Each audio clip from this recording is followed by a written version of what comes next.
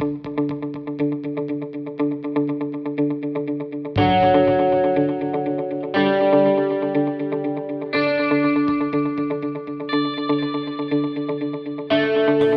it on time. That's a great question. Um, One of the first things you want to do is identify what time frame you have to work with, right? I mean, if you're a large scale company and you're doing this process, you might be doing it over the course of a year or two, and your brainstorming phase is 6 months. Sometimes you need to work fast, and your brainstorming phase might be an afternoon. So first, great question. You have to identify what your time frame is. When you're crunched on time, you have to kind of almost do your specking process early and figure out what is your minimum viable product, like what is it that you're being asked to roll out as a solution. And from there, you need to kind of tailor the tactics that you use at each step to be more time efficient. What I mean by that is like when you're in your info gathering stage. If you only have a day or two to gather information, don't set about designing surveys or like large scale surveys. You might have to go through, especially at a university, sometimes have to go through like an ethics office to get approval and all of these things that are going to take way more time than you have. If you have somebody who's at the ready and you have two questions that need to be answered real quickly, send them out into the nearest available public space that has people that you're dealing with and get them to do an intercept. And then put the rest of your team onto searching through. One person does journal articles, one person does social media, one person does news sites, things like that. And then you probably won't have time for things like focus groups. Even observations, that's something that usually takes some time to do, and you sometimes have to rely on secondary sources in terms of what people have seen, which is not always great. You're using anecdotal evidence, but if you're crunched on time, it's better than nothing sometimes.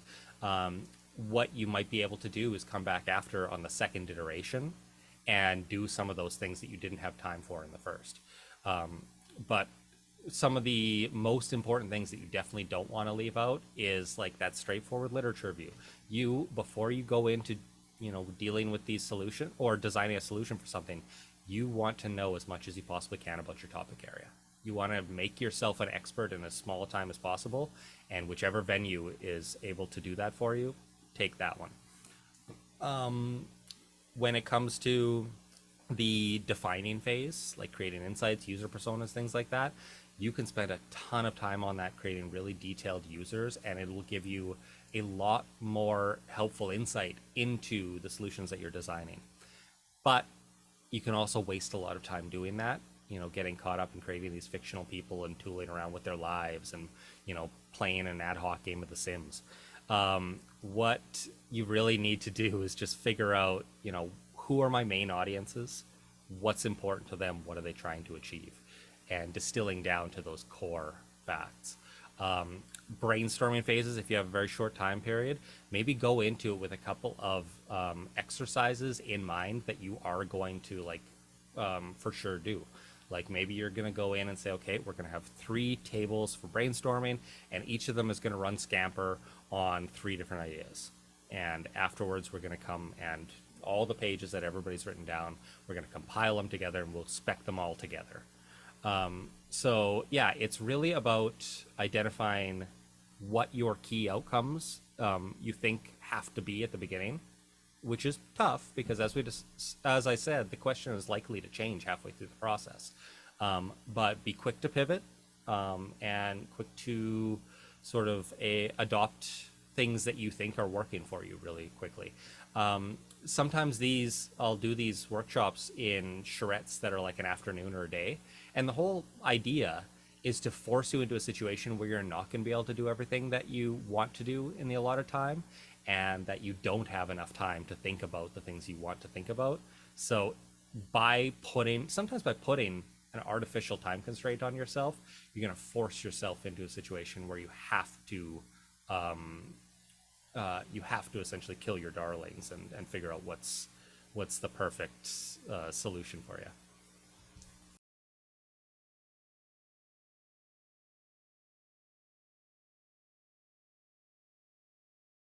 100%.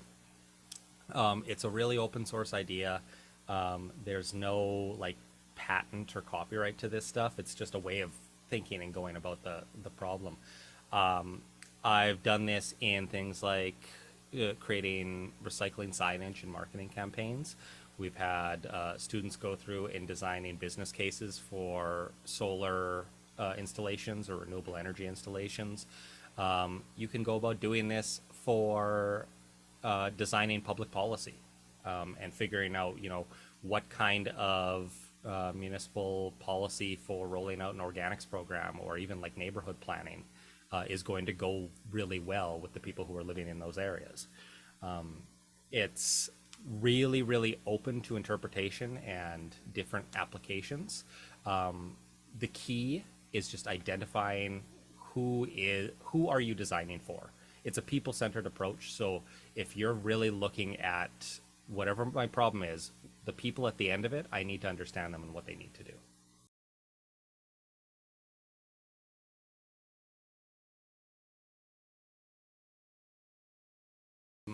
Great question.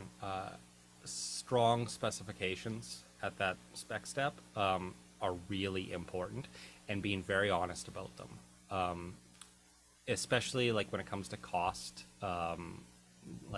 building materials or resources. If you're designing, actual physical things, you need to be able to say, okay, we have a hard budget of this, and we need to be able to like understand that this step is going to cost money, and this step is going to cost money, and this step is going to cost money. So constrain yourself. Act conservatively in a lot of these things. When you're brainstorming, be very liberal with your brainstorming and thoughts. But when it comes time to actually figuring out what you want to move forward with, be conservative and plug a lot of contingencies into your process. Working in sustainability, we're in the president's office now, but for a very long time we were orged in finance and resources, and I'd work alongside the project managers and the engineers all the time.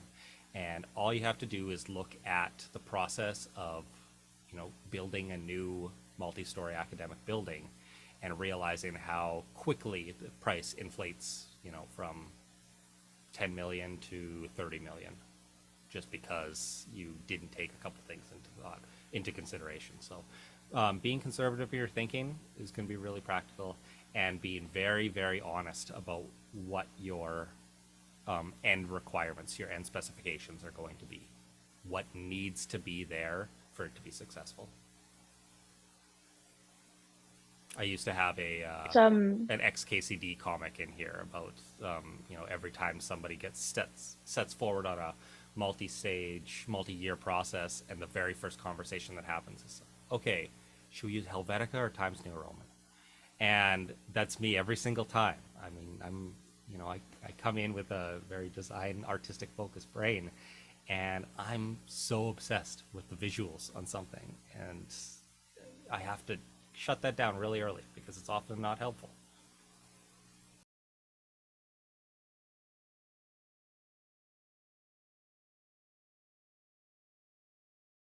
Break it down, get specific. And that's tough for me to say because I'm very much a generalist and I love broad systems thinking and, looking at things in that very holistic view. But if you are setting out to design a practical application for something, a practical solution, as Justice was talking about there, you cannot really design practical solutions for broad, poorly defined issues. You need to know the absolutes, like most specific question that you're solving. So it's not how do I solve climate change? It's not how do I, redesign an energy system? It's not how do I integrate renewables into this energy system? Eventually you get your place down where you're like, okay, how do I integrate renewable energy into this specific building of this specific neighborhood? And you break out from there. Once you've solved that one, you've learned a lot that you can apply to the next one. And eventually you can be designing solutions that are applying on a lot of things all at once, but it's because you've been building up from there.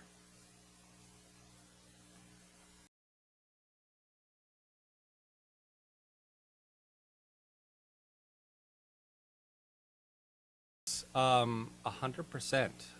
Now, of course, you are in control of your end product, um, and how the direction that you want it to go, of course. And you're always going to have issues, like I talked about, when it comes to like observation of people saying and doing different things. So, like for example, you gave the example of different things on different First Nations.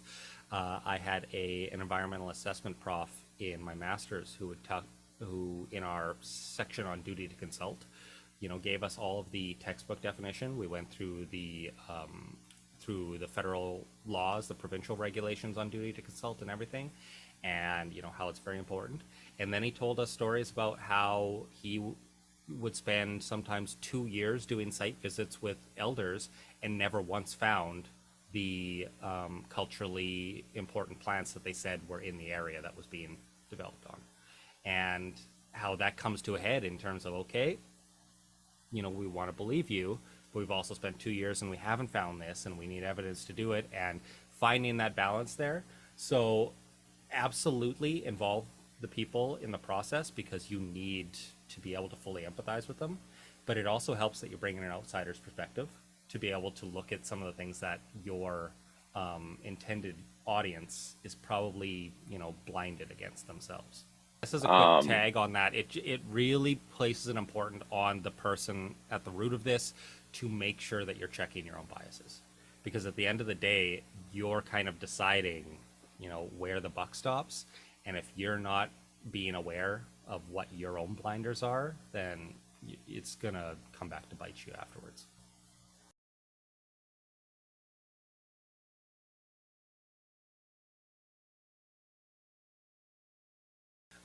It's very important to identify, again, who the intended audience and user base is going to be, because that's going to give you an idea of who you don't need to involve, first and foremost.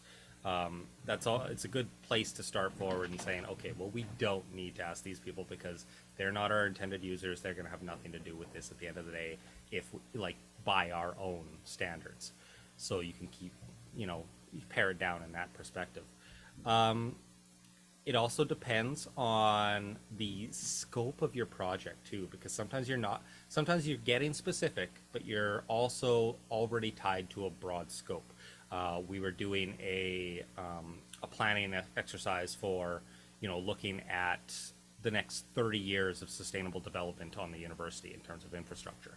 And so obviously we have to bring in people from the city of Saskatoon. We have to bring in community members. We have to bring in contractors and developers. Everybody's going to have a stake in this process. And you're doing these like big charrettes that might have 100 people with like 10 people at each table, sort of thing. At that point, it's kind of what you have to do. Like that's the diversity of voices you need.